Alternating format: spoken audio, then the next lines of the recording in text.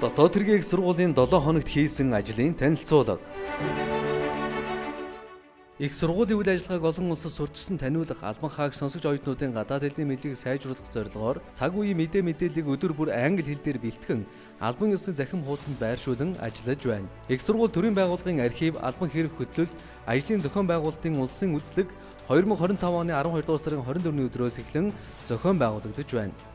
Монгол Улсын ерөнхийлөгчийн санаачилсан эрүүл Монгол хүн үндэсний хөтөлбөрийн хүрээнд нийт бие бүртгэгчний бие бэлтрийн бэлтгэгчдийг хангуулах, илүүдэлжин багасгах, нийтийн биеийн тамирыг хөгжүүлэх, нийтж уур амьсгалыг бүрдүүлэх зорилгоор их сургуулийн нийт багш албан хаагч ажилтнуудын дунд волейболын лигийн тэмцээний 3 сарын хугацаанд амжилттай зохион байгуулж 2025 оны 12 дугаар сарын 30-ны өдөр шилдэгүүдийг тодруулан шагналыг гардууллаа. Хууль зүйн дотоод хэргийн яамны 2026 оны гүйцэтгэлийн төлөвлөгөөнд тус их сургуулиас хэрэгжүүлэх 7 ажил арга хэмжээ, 2026 оны 1-р улиралд багтаан хэрэгжүүлэх олон нийтэд чиглэсэн 4 ажил арга хэмжээний саналыг тус хууль зүйн дотоод хэргийн яамд албан бичгээр хүргүүллээ.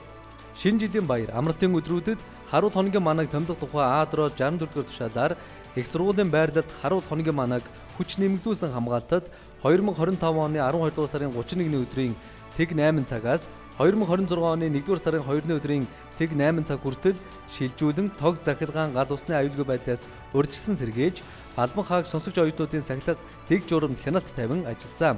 Дээрх хугацаанд бие бүрэлдэхүүн зөрчил дутагдaltaгүй ажилласан болохыг танд илтгэн танилцуулъя.